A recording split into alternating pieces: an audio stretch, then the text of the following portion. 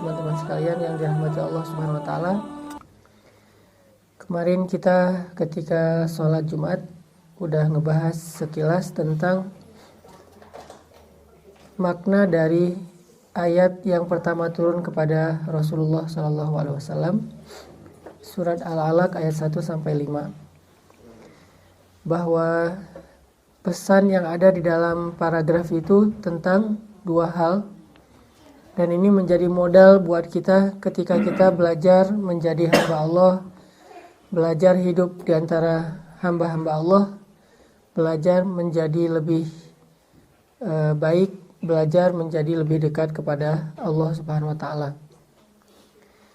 Dua hal yang terkandung di dalam paragraf pertama yang turun kepada Nabi, yang pertama adalah tentang belajar yakin kepada Allah bahwa Allah itu maha kuasa.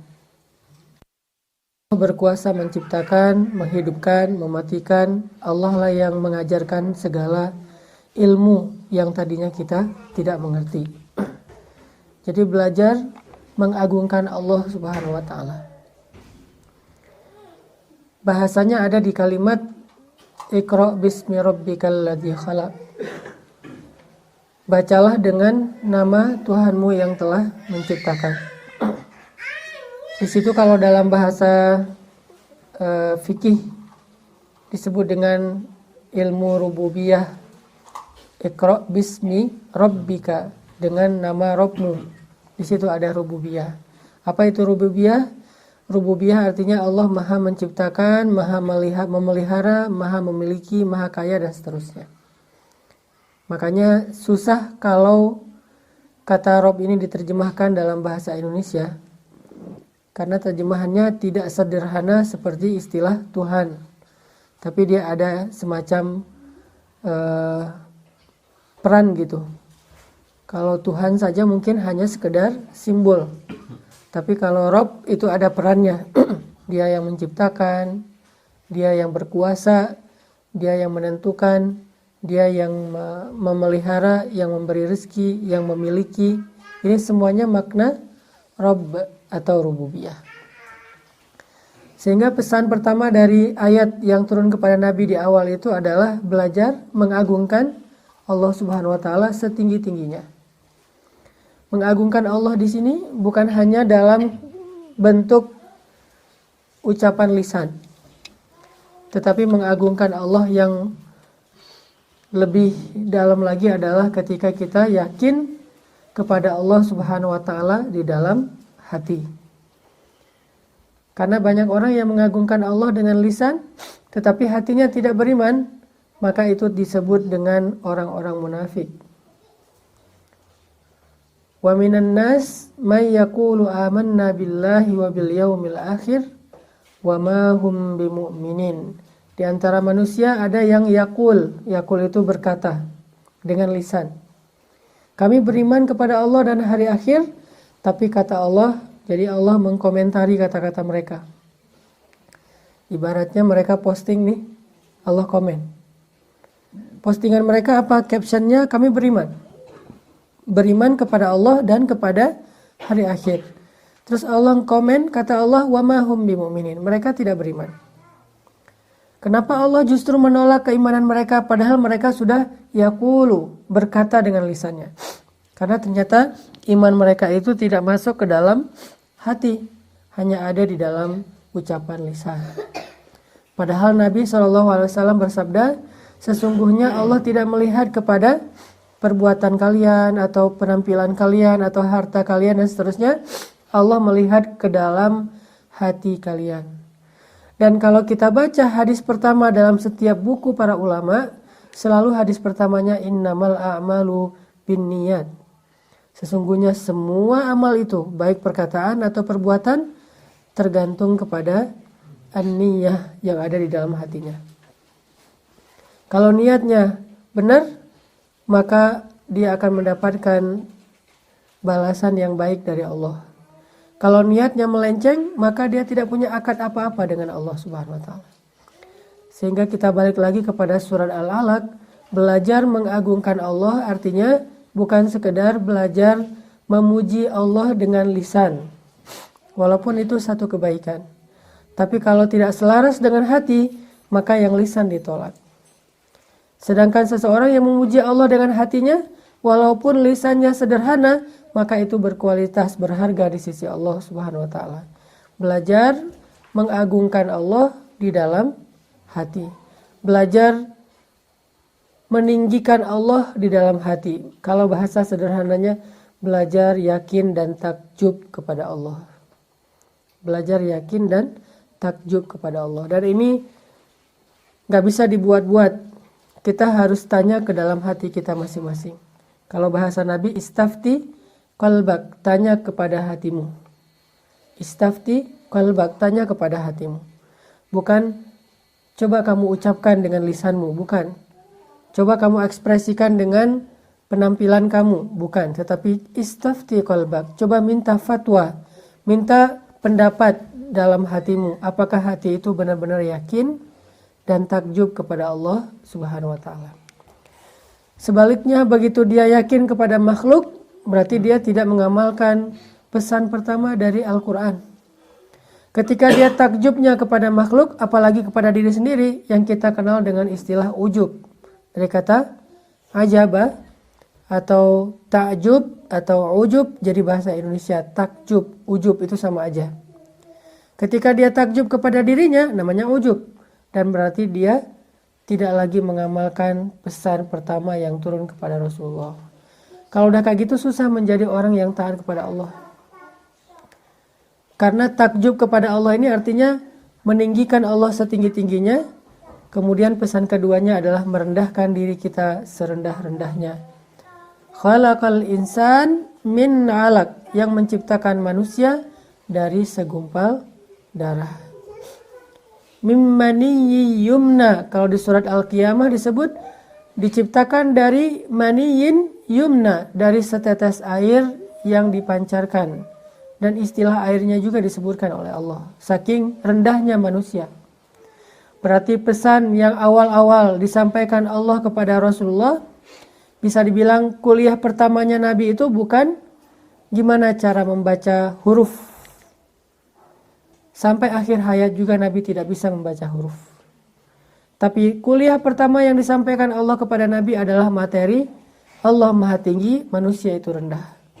Allah Maha Kuasa, manusia itu tidak berdaya. Allah Maha Kaya, manusia itu fakir. Allah Maha Menghidupkan, manusia itu dihidupkan. Allah Maha Kuat, manusia itu lemah. Allah Maha Menolong, manusia itu butuh pertolongan. Alam yajidaka yatiman fa'awa wa wajadaka dhallan fahada wa wajadaka ailan fa'aghna. Itu pesan yang sama seperti yang ada di dalam surat Al-Alaq ayat 1 sampai 5. Jadi bisa dibilang tentang kebesaran Allah dan kerendahan manusia. Kebesaran Allah ini bisa dibilang dengan istilah azamatullah atau ma'rifatullah atau akidah, sedangkan kerendahan manusia bisa disebut dengan istilah at-tawadu. Itulah ternyata tema pertama dalam Islam, bab akidah dan bab tawadu, dan ini satu paket. Ketika seorang manusia meninggikan diri, pasti akidahnya udah gak benar. Ketika manusia meninggikan Allah, otomatis harusnya dia menjadi lebih rendah di hadapan Allah, merasa lebih rendah. Gak mungkin dua hal ini berjalan sama. Artinya dia tinggi, Allah tinggi, itu gak mungkin. Ketika dia meninggikan diri, berarti dia merendahkan Allah. Ketika dia meninggikan Allah, berarti dia merendahkan diri. Ini sesuatu yang udah jadi satu paket. Gak mungkin seseorang menjadi lebih taat kepada Allah dalam keadaan ujub kepada diri sendiri. Itu gak mungkin. Gak mungkin seseorang menjadi lebih taat kepada Allah dalam keadaan sombong. Itu gak mungkin. Kenapa? Karena itu menyalahi kaidah dari Allah. Syarat ketika kita ingin menjadi lebih taat kepada Allah, kita harus merendahkan diri kita serendah-rendahnya di hadapan Allah. Dan bukan hanya fisiknya yang rendah, tapi juga hatinya yang direndahkan. Artinya dia merasa bahwa dirinya bukan siapa-siapa, merasa bahwa dirinya bukan apa-apa, merasa dirinya tidak berdaya di hadapan Allah, butuh kepada Allah, takut kepada Allah. Itulah kerendahan hati di hadapan Allah Subhanahu wa taala, sehingga dengan itu dia merasa harus selalu bergantung kepada Allah, berharapnya hanya kepada Allah Subhanahu wa taala.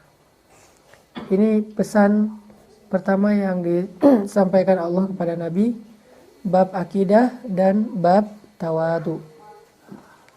Nanti disebutkan lagi di ayat berikutnya, Iqra wa rabbukal akram alladzi 'allama bil qalam. Ini tentang apa? Akidah. Allah lah yang maha mulia, Allah lah yang punya ilmu, Allah lah yang mengajar. Allah. Allamal insan ma lam ya'lam, baru kita yang mengajarkan manusia apa yang mereka tidak tahu. Jadi kalau Allah tentang kehebatannya, kalau manusia tentang kelemahannya. Itulah tema pertama yang turun.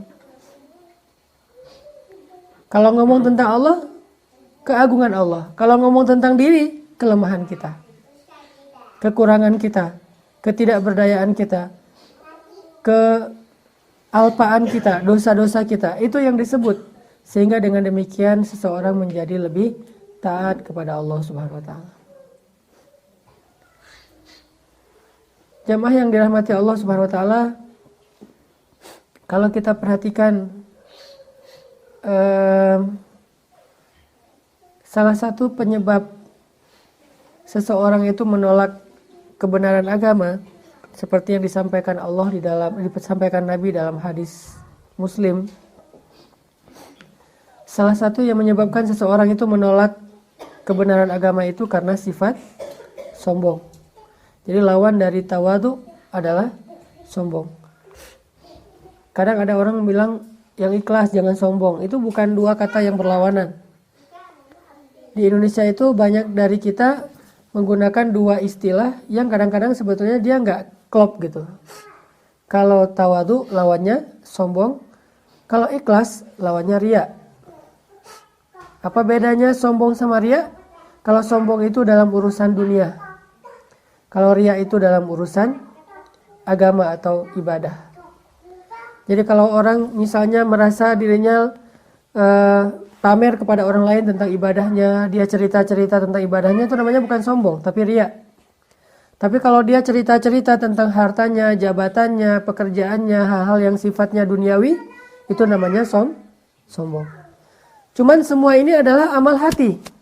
Sehingga kita nggak boleh menjudge seseorang itu riya atau sombong, karena kita tidak tahu isi hati orang lain. Terus gimana dong? Ilmu riya dan sombong, tawadu dan ikhlas adalah ilmu untuk kita menilai hati kita sendiri, bukan menilai hati orang lain. Gak boleh kita menjudge dia tuh sombong ketika dia posting ngaji. Kayak misalnya setahun yang lalu, alhamdulillah, misalnya di Indonesia itu ada Muzammil yang banyak memposting bacaan Al-Quran sehingga cukup ngehit. Ada yang komen di postingan itu, gak boleh riya dengan bacaan Al-Quran. Berarti dia menjudge isi hati orang lain. Padahal tidak ada yang tahu isi hati seseorang kecuali Allah, kemudian orang itu sendiri. Bisa aja niatnya adalah syiar. Dan terkadang amal soleh itu lebih baik disiarkan, ditampakkan supaya menjadi teladan. Muncullah hadis Nabi, siapa yang memberikan teladan yang baik, man sanna sunnatan hasanah. Bagaimana akan jadi sunnah hasanah kalau tidak ditampakkan?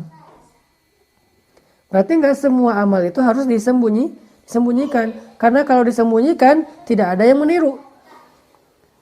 Tidak menjadi tren. Alhamdulillah gara-gara Muzammil tampil, manggung, akhirnya membaca Al-Quran itu menjadi tren. Tanpa harus mengubah penampilan.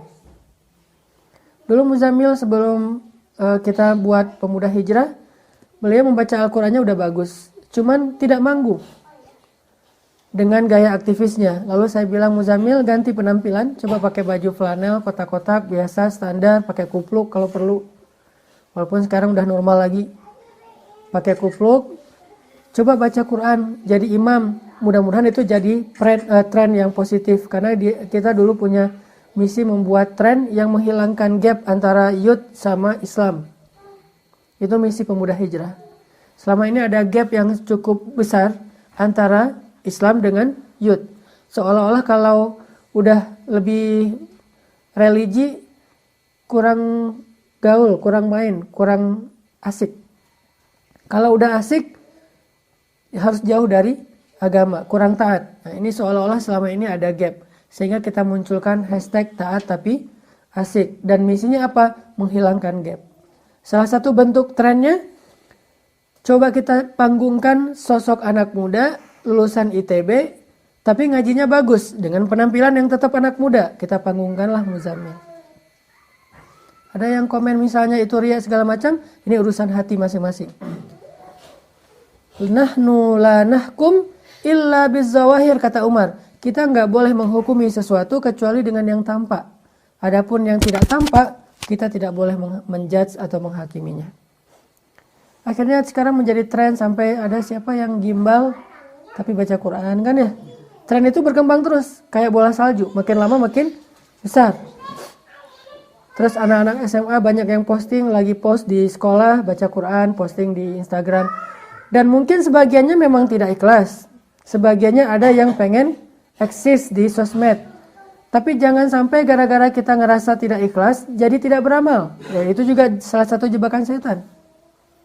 Gimana caranya Ustadz? Ya udah beramal aja. Karena ikhlas itu adalah kematangan jiwa. Ketika seseorang sudah matang, maka ikhlas itu akan mudah. Awalnya mungkin dia akan mengalami fase-fase puber.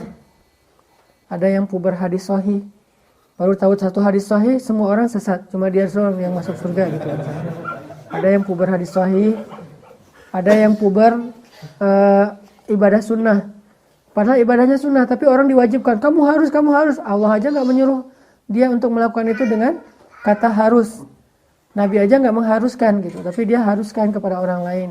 Ada yang puber dengan zikir-zikir. Ada yang awal-awalnya kayak gitu. Riya muncul. Bahkan Imam Syafi'i juga pernah mengatakan, ta'allamtul ilma li ghairillah fa'abal ilmu ayyakuna illa lillah. Dulu tuh saya belajar ilmu bukan karena Allah, kata Imam Syafi'i.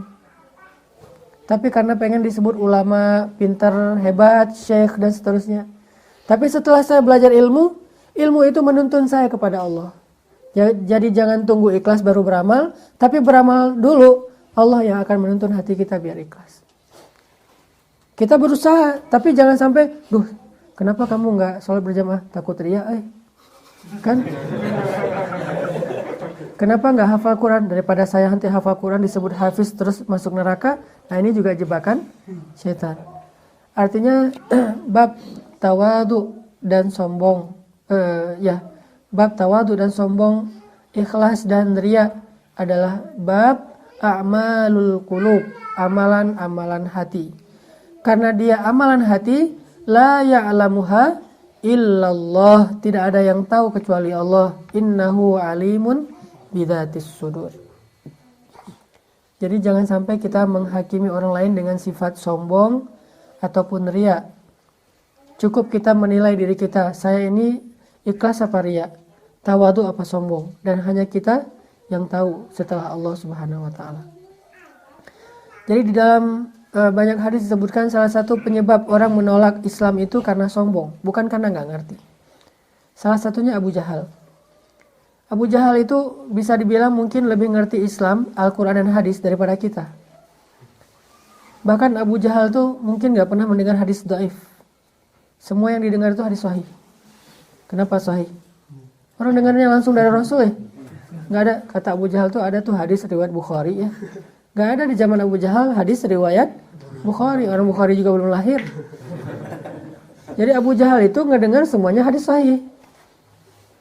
Abu Jahal itu mendengarkan Al-Quran langsung dari Rasul atau langsung dari Abdullah ibnu Mas'ud. Tahukah kita siapa Abdullah ibnu Mas'ud? Yang bacaan Al-Qurannya persis seperti Jibril alaihissalam. Kalau kita mungkin persis seperti Imam Masjidil Haram atau siapa. Kalau Abdullah seperti Jibril. Kalau kalian pengen dengar bacaan Jibril, kata Nabi, dengarkan Abdullah ibnu Mas'ud. Itu bacaan yang bisa dibilang kayak kembarannya bacaan Jibril. Jadi benar-benar imitator gitu. Nyontohin Jibril tuh persis kayak orang nyontohin Sudais persis. Nyontohin Al-Ghamidi persis, nyontohin Toha Junaid persis.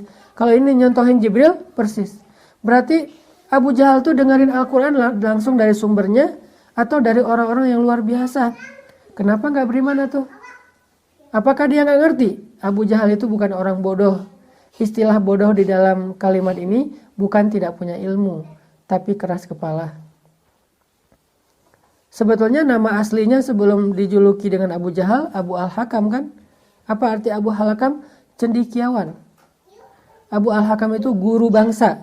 Jadi kalau orang Arab bingung tentang masalah satu sejarah, nanyanya ke Abu Jahal.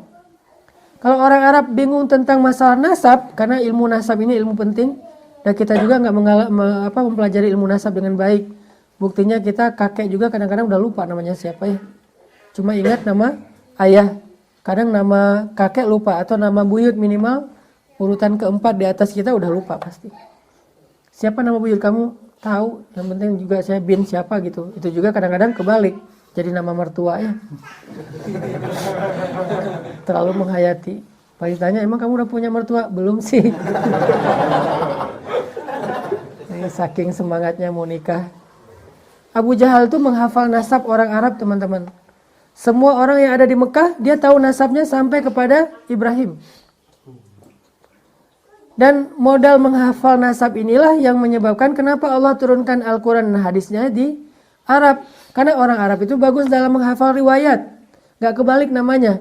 Seandainya Al-Quran turunnya di Indonesia, pasti udah banyak banget pemalsuan. Karena kita tidak terbiasa menghafal nasab dari si fulan, dari si fulan. Itu kan agak rumit ya, dan membosankan. Saya dulu kenapa nggak ngambil jurusan hadis? Saya malas ngafal-ngafal nasab. Baca hadis itu jangan cuma menghafal teksnya. Teksnya mungkin cuma 2 baris, tapi nasabnya bisa 10 baris. Nama ini nggak boleh kebalik dengan nama itu. Kenapa nggak boleh kebalik? Karena kalau udah kebalik, nggak sezaman. Gimana dia akan mendengar hadis? Kalau ada yang 2 orang, seolah-olah dia mendengarkan hadis padahal tidak sezaman, berarti namanya hadis munqati. Hadisnya dhaif. Sehingga yang membuat seseorang itu disebut hadisnya lemah atau hadisnya kuat, bukan teksnya, tapi kadang riwayatnya. Nah, orang Arab terbiasa menghafal riwayat. Makanya dengan itulah Allah menjaga Islam sampai sekarang. Belajar Al-Quran pakai riwayat, belajar hadis pakai riwayat. Disebut dengan istilah sanad kalau di kita. Walaupun bukan wajib menghafal sanad, cuman tetap harus ada yang melakukannya, kayak fardu kifayah. Di antara kaum muslimin, ada yang harus menghafal sanad Al-Quran dan sanad hadis. Kalau dia sudah, maka kewajiban yang lain gugur, kayak memandikan jenazah. Kenapa? Dialah penjaga Al-Quran dan hadis. Dan orang kayak gini akan ada terus sampai kiamat. Jadi kita nggak perlu khawatir Al-Quran itu akan dihilangkan dengan dibakar di New York, nggak perlu khawatir.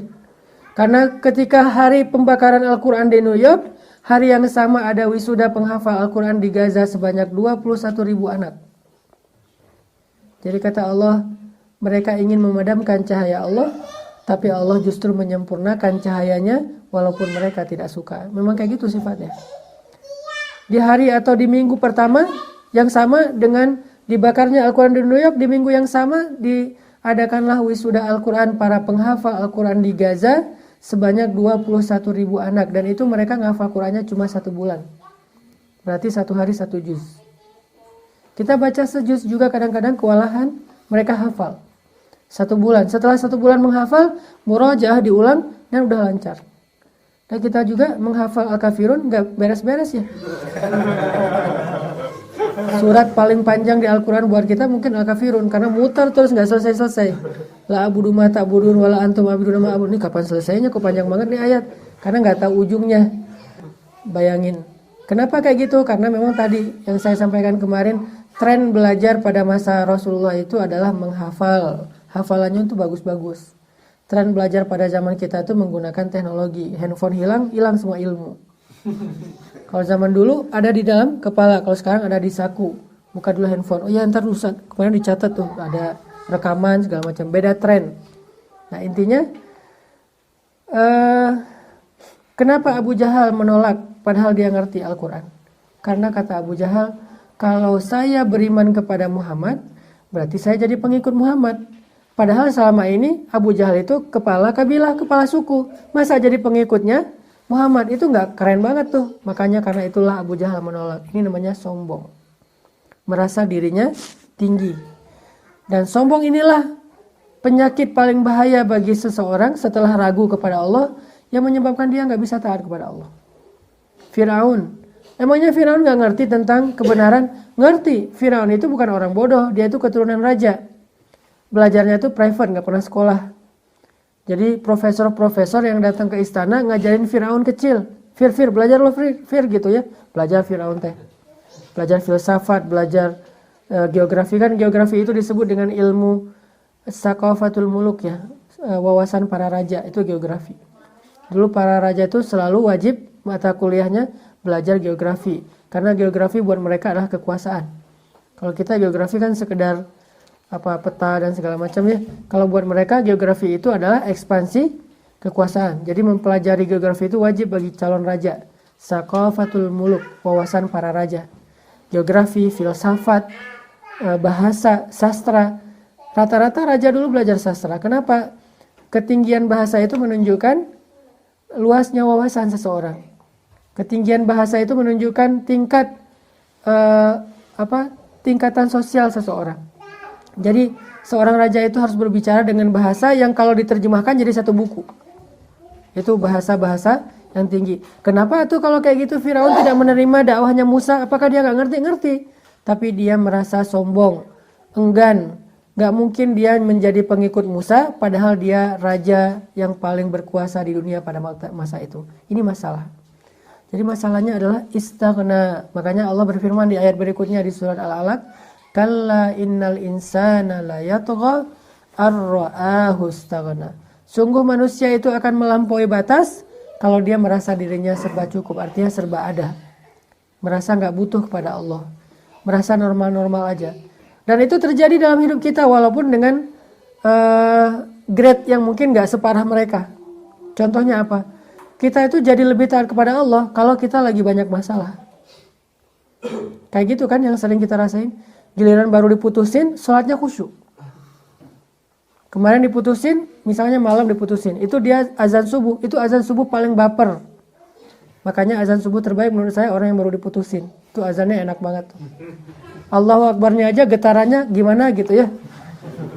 Getaran gak percaya kok bisa gitu ya. Aku gak bisa hidup tanpa kamu gitu ya.